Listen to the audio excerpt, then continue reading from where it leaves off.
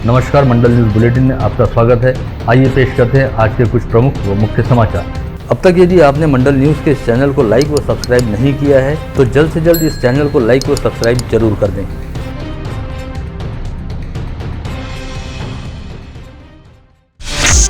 चिखलदरा नगर पालिका में आज उस समय हड़कंप मच गया जब परतवाड़ा निवासी सरकारी ठेकेदार जीतू अग्रवाल अपने साथ कोर्ट बेलीफ लेकर पालिका कार्यालय पहुंचे और कोर्ट बेलीफ ने नगर पालिका को जब्ती की नोटिस तामील की। पालिका मुख्याधिकारी पांझड़े को पालिका की संपत्ति जब्त करने के बारे में नोटिस प्राप्त होते ही उन्होंने तुरंत इसकी जानकारी नगराध्यक्ष राजेंद्र सिंह सोमवंशी को दी, जिसके बाद नगराध्यक्ष राजेंद्र सिंह सोमवंशी के कक्ष में सीईओ पांझड़े, ठेकेदार जीतू अग्रवाल तथा कोर्ट बेलीफ की उपस्थिति के बीच बैठक हुई, जिसमें नगराध्यक्ष सोमवंशी व सीईओ पांझड़े ने ठेकेदार अग्रवाल को समझाने बुझाने का प्रयास किया, जिसके बाद दोनों पक्ष आपसी समझौते पर तैयार हुए। ऐसे में आज चिखलदरा नगर परिषद पर जब्ती की कार्रवाई टल गई।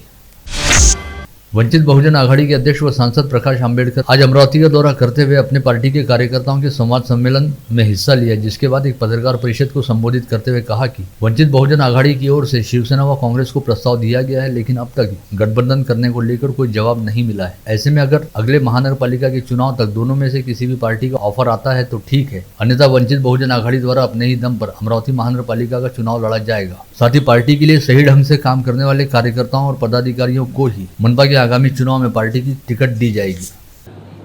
आणि याच बॅकग्राऊंडवरती सुप्रीम कोर्टाने असं म्हटलं की तुमची जी मालमत्ता आहे, शासनाची जी मालमत्ता आहे, त्या अंदाजबंदी पद्धतीने तुम्ही ज्यावेळेस विकताय त्यावेळेस तुम्ही स्वतःला फायनान्शियली वीक करताय, म्हणजे आर्थिक दृष्टिकोनातून तुम्ही कमकुवत होताय। एका काळी तुम्ही असताना 5 बिल्डिंगचे मालक असतात, त्यावेळेस बाजारामध्ये तुमची किंमत असते, पण त्या 5 बिल्डिंग मधलं तुम्ही 3 बिल्डिंग विकल्या आणि 2 बिल्डिंगचे मालक राहिला तर बाजारामध्ये ही चर्चा होते की तुम्ही असताना आर्थिक दृष्टिकोनातून कमकुवत झाले अशी असणारी परिस्थिती आहे।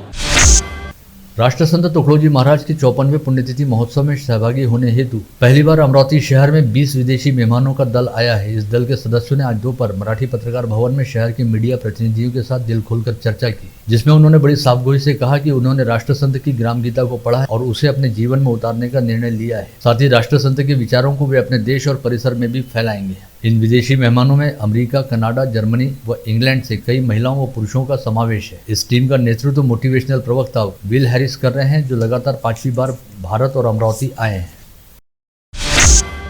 यूपीएससी की परीक्षा उत्तीर्ण करते हुए अमरावती शहर का नाम रोशन करने वाली पल्लवी चिचखेड़े ने अब गरीब व पिछड़ा वर्ग सहित आदिवासियों के लिए काम करने की मंशा जताई है। वडाली परिसर के राहुल नगर ईट भट्टी परिसर में स्थित अपने 2 कमरों के मकान में मंडल न्यूज के साथ विशेष तौर पर बातचीत करते हुए पल्लवी चिचखेड़े ने बताया कि विगत 30 मई को यूपीएससी की परीक्षा का परिणाम घोषित हुआ था, जिसमें गुणवत्ता के आधार पर उनका नाम रिजर्व रखा गया था और अब 10 अक्टूबर को आयोग की ओर से रिजर्व सूची घोषित की गई है, जिसमें 80 संवर्ग से वे अकेली प्रत्याशी हैं।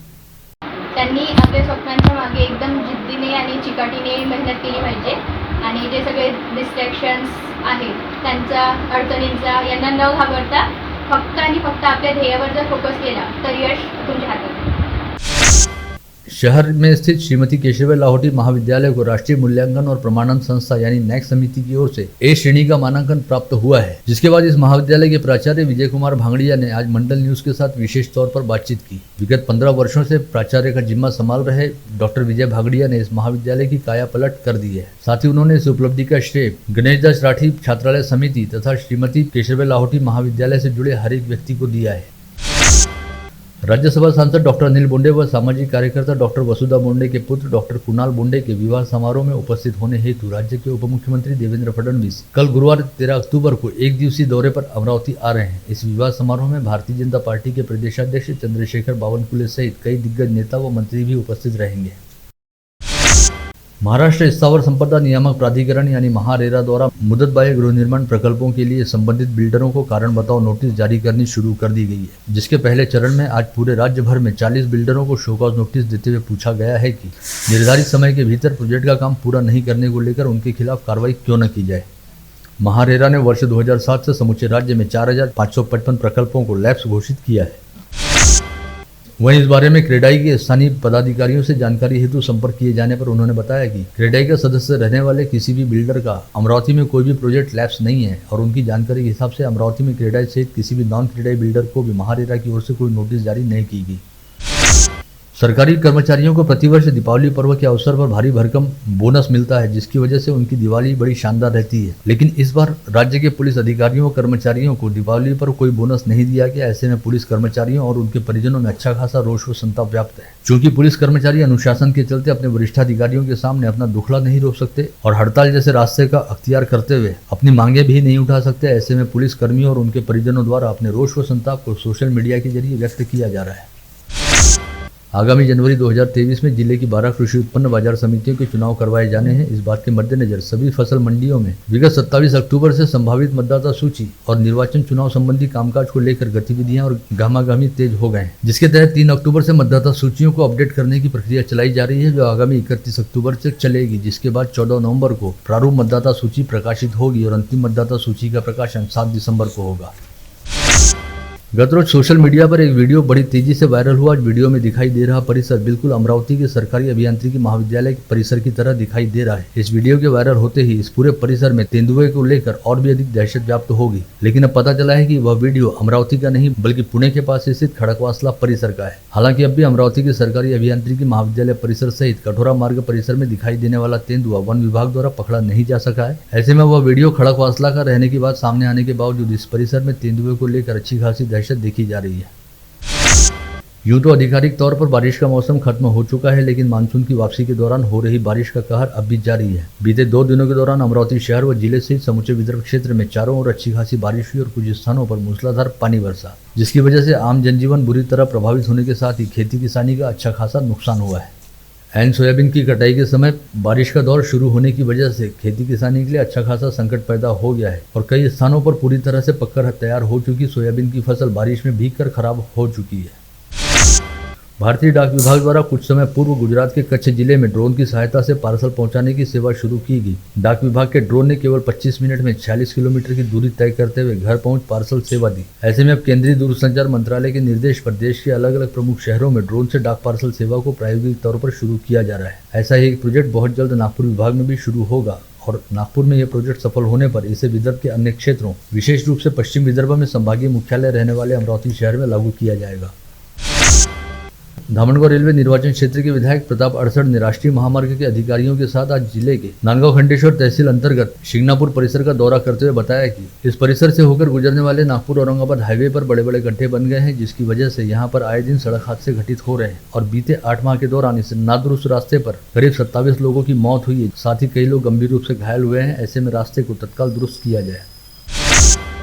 जिले में डेंगू की बीमारी के साथ साथ अब स्क्रब टाइफस की बीमारी भी पांव फैला रही है और विगत 2 माह के दौरान जिले में स्क्रब टाइफस के 30 मरीज पाए जा चुके हैं। वहीं 110 डेंगू पॉजिटिव मरीज भी मिल चुके हैं। अंजनगांव बारी में भेड़ पालकों से मारपीट करने वाले और उनके खिलाफ झूठा अपराध दर्ज करने वाले वन अधिकारी व बडनेरा के थानेदार को तत्काल निलंबित करने की मांग को लेकर मेड़पाल धनगर विकास मंच ने राहुटिया आंदोलन करते हुए विभागीय आयुक्त के माध्यम से राज्य के मुख्यमंत्री व गृहमंत्री के साथ ही प्रदेश के वन मंत्री के नाम ज्ञापन सौंपा।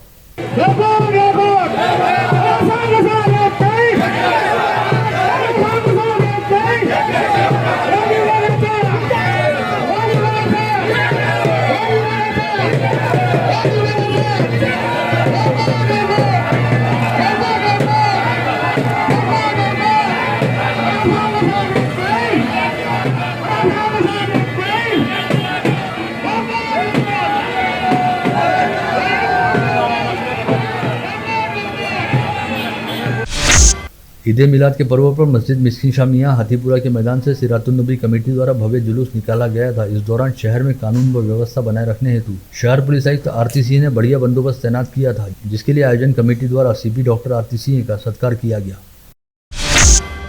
जनता दल की शहर इकाई द्वारा स्थानीय श्यामनगर स्थित कार्यालय में उत्तर प्रदेश के पूर्व मुख्यमंत्री व समाजवादी नेता मुलायम सिंह यादव के निधन पर उन्हें भावपूर्ण श्रद्धांजलि अर्पित की गई। गुजरात के अहमदाबाद में आयोजित 36वीं राष्ट्रीय प्रतियोगिता में गुरुकुल धनुर्विद्या अकादमी की धनुर्धर मधुरा धामनकर ने कंपाउंड राउंड सांख्यिकी खेल प्रकार में आंध्र प्रदेश की टीम को अंतिम फेरी में हराकर स्वर्ण पदक हासिल किया। इसके साथ ही इस प्रतियोगिता में अमरावती की अवंती कालकोंडे ने भी हिस्सा लिया था।